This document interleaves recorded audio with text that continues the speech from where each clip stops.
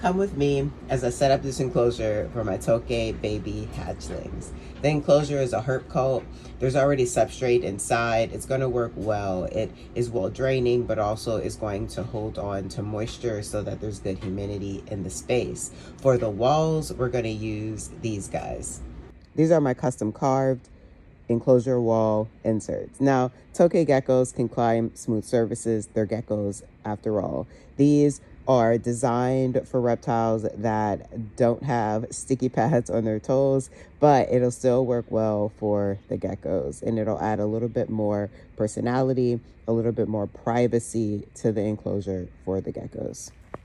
Installing these to the enclosure, it's really simple. You flip it over, apply silicone to the back or whatever other adhesive you would like to use, slide it into place, stick it to the wall of the enclosure. Once it dries, it will be permanently or semi-permanently bonded to the wall of the enclosure. I'll apply this one and then show you what it looks like. And there we have it. So these walls provide great options for folks that want to, one, add functionality to their enclosures. It takes a smooth wall and makes it climbable for reptiles that have claws versus padded suction cup feet. It also adds really nice visual texture to the walls of the enclosures as well. For folks who want that within their space, but either don't feel comfortable working with spray foam or other materials, or don't like the look of those materials, this is a nice, clean, simple option.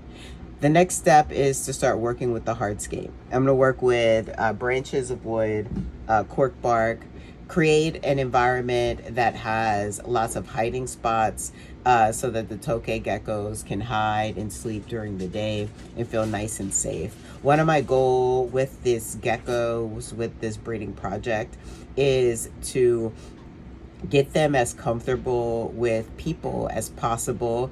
I guess we could talk about it as taming them down in some ways, but creating I think of it more as like really working hard to cultivate a relationship with them where they can feel safe with me as I can feel safe with them, and we can trust each other. So I'm gonna build a space where from the ground up it feels really safe for them, where they can have lots of hiding spots when they want. They don't have to be seen when they don't want to be seen. And gives also a balance where I can see them when I need to, do health checks, interact with them, give them a chance to see me, interact with me, and we can build that relationship over time.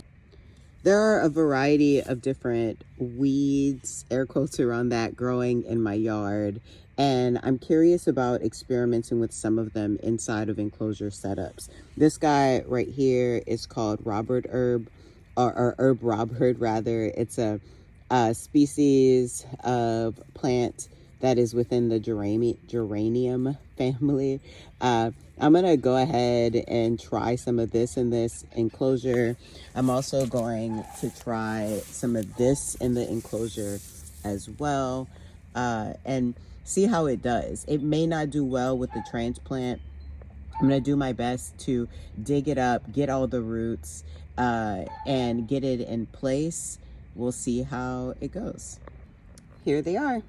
So this one has beautiful red stems. It produces these pink flowers.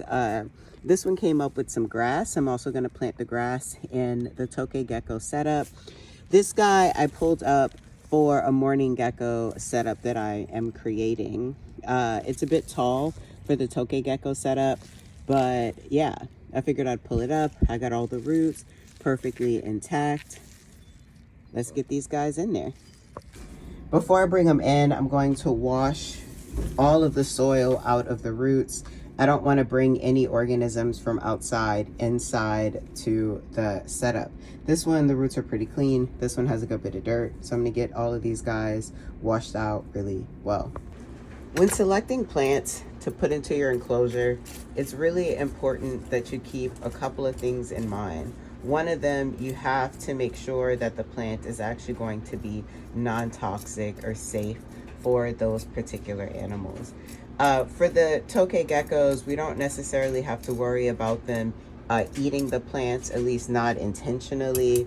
There's always a chance when they go to strike food, they accidentally get a mouthful of the plant material at the same time. But you just really want to make sure that it's safe, that if they do ingest it, whether intentionally or unintentionally, it is not going to cause them harm or take their lives. So yeah, thoroughly research anything you find that you want to put in your enclosure. And this doesn't just hold true for things you may forage out in the world on your own. This is also a really important mindset around plants that you buy from nurseries, from stores, at expos, wherever you get them from. It's really important, no matter where the plant comes from, that you are certain that it is going to be safe for your animals that are going to live in that space. Now, this particular form of geranium, the Herb Robert, is also known as a noxious weed. It's mainly because it lets off an odor similar to like mint, something kind of strong when the leaves are crushed. Some people also describe it as being kind of like like a diesel, like smelling kind of like diesel, but it isn't diesel, and it is safe for your critters. All right, get this guy in place. I love putting the green into the enclosures. It just like immediately brings a brightness into the space. Plants, not just within our enclosures, but like just like within our lives and homes. You add in a plant and things automatically just get brighter and better. It's, yeah, science, not, yeah, no. All right, so this guy's a little wilty. It's definitely going to go through some trauma from being transported from the ground into this space. The first like day or two are going to be the most critical ones as to whether or not the plant actually takes and does well. If it doesn't, then I will take it out and replace it with something different. We'll see how it goes.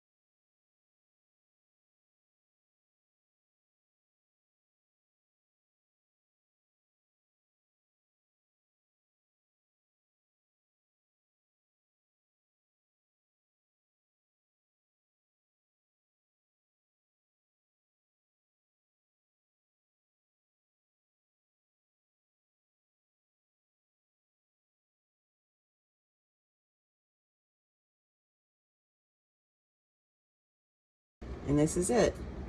So as the geranium grows, they get really tall. So they're going to grow in and fill up this vertical space really nicely, providing more hiding opportunities. There's cork bark close to the ground so that if they need more moisture, more humidity, they can go down and get that. We have our basking light set up top. I'm not going to set them up with UV just quite yet. I'm going to make sure that I'm supplementing their food with calcium, with D3, and I'll add the UV as they get a little bit older. I don't want there to be too many drying elements in this enclosure out the gate. The basking light lets off some UVB and some UVA. So it's going to meet some of their natural needs in terms of generating their own D3 in their body, and then I'll supplement the rest for them.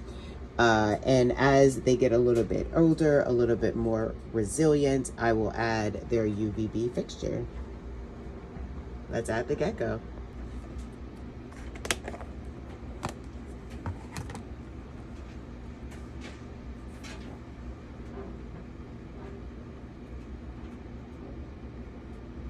Some vermiculite on them, so I just want to go ahead and rinse all that off.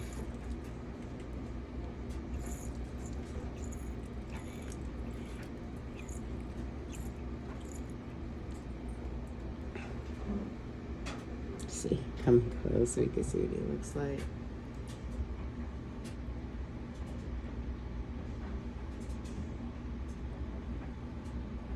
Absolutely adorable little dude.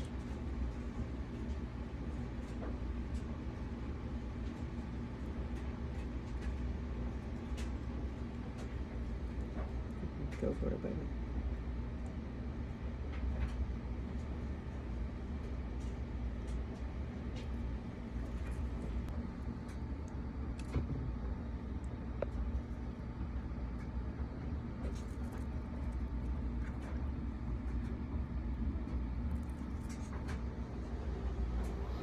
I almost forgot to add the cleanup crew. So first, our springtails, dump them in. This is probably overkill, but it's all good.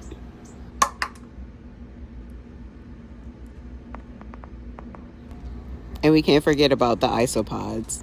I'm using some Grand Canyons.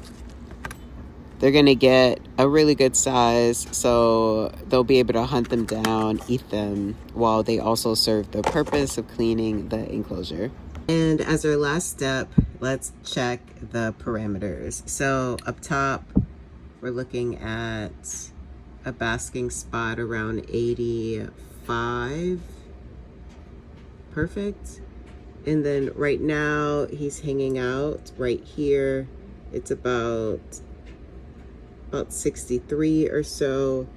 At the bottom, we're looking at 60.